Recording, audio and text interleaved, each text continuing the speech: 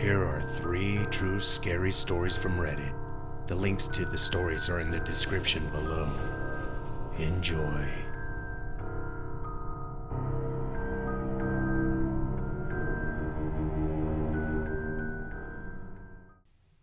Number 1. So this is my first Reddit post, and I apologize if it's a bit creepy. Also, English is not my first language, but I will do my best. A bit of background. I'm a 26-year-old female and extremely short, about 5'1". This occurred when I was 23 years old. I had just moved a long way from my family and had no relatives or friends nearby me at the time. I had moved from my home and my parents did not agree with this decision, worrying that something might happen to me so far from home. I disregarded this entirely, thinking how I'm an adult and my parents were just being overprotective. I had gotten a job and life seemed to be working out for me thus far. A friend from college, Ashley, was urging me to get a boyfriend. Ashley said a friend of hers had a friend looking for a relationship and thought it would be a great idea to get us to meet. I reluctantly agreed. Little did I know it would trigger one of the most traumatic experiences of my life. Ashley said this would be completely blind, no texting or anything before the date. So I knew virtually nothing about him, not even his name. On the very first date, he stood me up. Why the hell am I doing this? I had thought and then headed home. A day or two later, I got a text. Why didn't you come to our date? You're just shy, right? Who the hell do you think you are? You don't stand me up, you fucking whore. I was in complete shock. I had no idea who this was, but soon assumed it was the guy I was supposed to have the blind date with. I responded saying how he was the one standing me up and asked how he had gotten my phone number. He didn't respond, so I blocked his number. I asked Ashley if she'd given out my number. She said no and told me her friend wasn't answering her calls or texts. She had completely disappeared and Ashley apologized, not knowing what happened. I brushed it off, thinking her friend had pulled a stupid prank. After the text, I noticed more strange things happening. I would get random calls or texts with threatening messages. I got a letter in front of my apartment door saying, "You're not safe, bitch. I know where you live." I began to seriously fear for my life, wondering if a crazy stalker was after me. One night I got a call from an unknown number multiple times. I ignored it, thinking it was the stalker. As I was about to block it, for some reason I answered screaming, "Leave me alone, I don't know what you want, to go away! Just stop! Stop!" His answer chilled me to the core.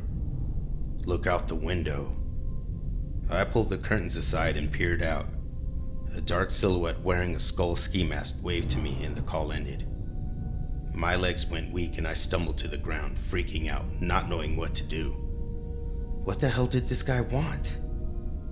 On my way to work, I would get messages like, "Blue car, red shirt, work at JCPenney's." He was watching me and each day it got worse. I got an envelope filled with pictures of me getting coffee, driving to work and leaving my apartment. Just when I thought it couldn't get any more creepier, I got an envelope of pictures of me changing. He must have taken them from nearby because in the picture my window was open. I was terrified and I knew I wasn't safe anywhere. Luckily, my friends had been talking about going on a road trip. I thought some time away would do me some good. Maybe he would stop bothering me. The trip proved to be fun. We stayed at my friend's parents' house. I wanted to do some shopping at a large mall, and my friend's parents graciously let me use their car. The one my friends and I had traveled in was being used at the moment. My friends had wanted to see a movie, but I wanted to shop, since the movie didn't interest me. It was late, and as I was putting bags into my car trunk, I looked to the left and saw a man a couple of cars away, wearing that very same ski mask. I dropped all my bags and stood frozen with fear. Surprisingly and thankfully, I screamed, causing him to leave. I assumed he thought it would attract attention. After that, I burned all bridges. I moved, changed emails, credit cards, job, phone number, everything I possibly could. I never saw him again after that. So Creepy Skull Ski Mask Man, let's never, ever fucking meet again. Number 2. Long-time lurker, first-time poster. Because of this incident, I usually sleep with my lights on, even a lamp at the least. In 2009, when I was 17, I lived in a small gated compound. There were 3 houses in the front and 2 houses in the back with a shared swimming pool in the middle. The 2 houses in the back were bigger and the gate to the driveway was in the same distance of the houses in the front, so our driveway was very long. The gates were 2-door styled and were controlled by a remote, but you could open one of them by hand if you pushed hard enough. Once through the gate of either of the big houses, you have access to everyone's backyards, front doors of the 2 big houses, and the pool. My family and I lived in one of the bigger houses, and we left one gate slightly open so our maid could come in and out. We lived in an affluent neighborhood, and crime was very little or none at all. We instructed our maid to always close the gate shut so it looks like it's locked, and this one time she forgot. It was a weekday, so everyone went to bed early. We locked our doors. We have metal bars to secure the sliding doors and windows downstairs, as they were flimsy and easy to open from the outside. However, at 5 a.m., I heard a 3 thumps on my window. I ignored it thinking it was from somewhere else. Then shortly after, I heard my parents talking quietly in the common room upstairs, and it seemed like they were on the phone. Once again, I heard the thumping and ignored it and went back to sleep. Then a few minutes later, my mom's voice got louder, and I remember her saying, "Hurry, he has a knife." That's when I got startled and jumped out of bed immediately. By the time I was out, my parents were in the room and looking out the window into the pool area. I went to wake up my 2 older brothers whose room was across from mine and told them what I heard. You can also see the pool from their room, and when we looked out, there was a man who was running straight out of our gate, and he just kept running as far as he could from our house. After talking to our neighbors while we waited for police, it turns out that the man broke into our compound through our gate. You could see his tracks around the compound because he fell in the pool. After falling, he made his way to our backyard where there was a ladder going up to the rooftop, but my room was still accessible to it. He left his shoes in the bottom of the ladder, and I guess that was him thumping against my window till he realized he couldn't get in, so he went to our neighbor's house. Unfortunately, they didn't have metal bars, and the man easily got into their house. He went into their kitchen, grabbed a knife, and made his way upstairs, where 2 of their young daughters slept in their own bedrooms with their doors opened. The older one, around 10 years old, said she saw the man standing right in front of her little sister's room with a knife in his hand. I don't know how or if it's a parental feeling, but their mom said she had this feeling to check on her daughters, and that's when she opened her bedroom door and saw the man standing there. He ran downstairs with the knife still in hand, fell again in the pool, and that's when he ran out. The knife was left at the bottom of the pool. When the police came, they found a stolen SUV outside our house and a bunch of different house keys and wallets that he stole from houses prior to ours. Turns out this crazy lunatic went to different houses, stole a bunch of cars and keys, and it just so happens our compound was his last hit. It creeped me out knowing my room was his first target, and I couldn't sleep in my own room for a while. And it creeped me out even more that they didn't catch him. To the crazy car-stealing, knife-wielding lunatic, let's not meet. Number 3. This happened to me a few years back during my senior year of high school. I am now 23 and graduated from college. I still think about it every now and then, and it has been on my mind lately. Here's some background information. I grew up in a small southern town, and I knew everyone I went to school with. It's extremely hard to do something in this town without most people finding out. It was my senior year, and I was so excited to get it over with and get out of here.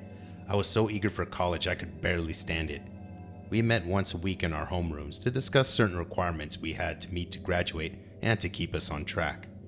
Our homerooms were assigned by last names, so everyone with the same first letter in their last name as mine were in the same class as me. There was a boy named Ben that typically kept to himself, and I only ever had homeroom with him. I had never spoken to him, and honestly, I only knew his name because of attendance roll call. He was always a little strange, not for any particular reason, just a gut feeling I had about him. Well, little did I know, over the next year I would find plenty of evidence as to why I had that gut feeling.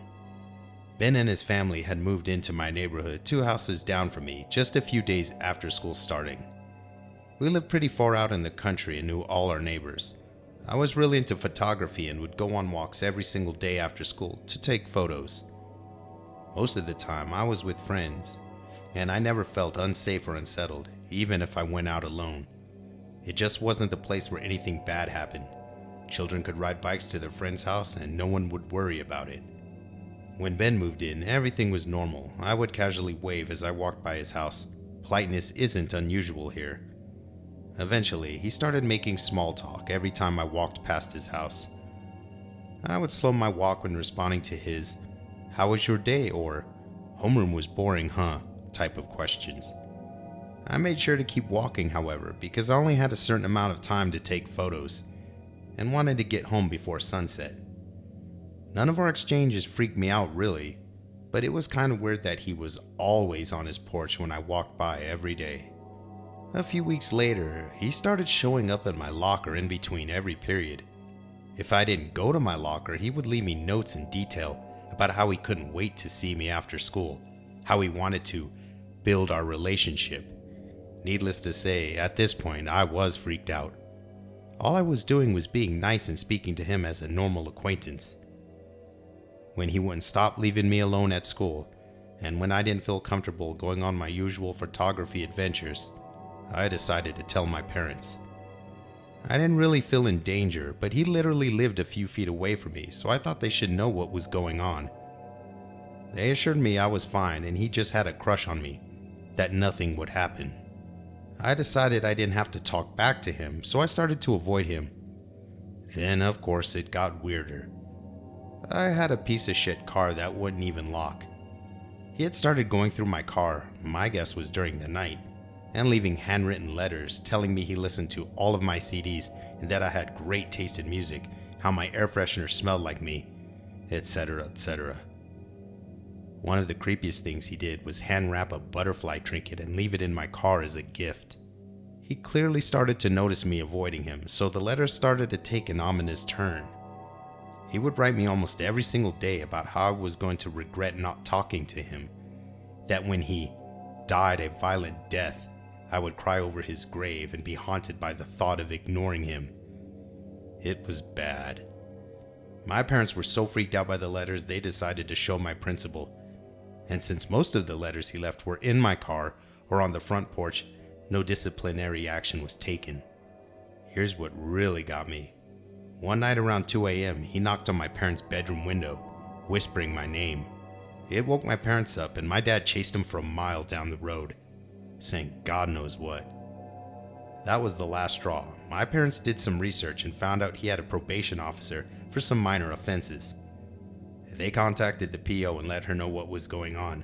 My mom actually knew the PO very well. I told you it was a small town. After that, things did simmer down quite a bit. I just ignored him and tried to live life as normally as possible.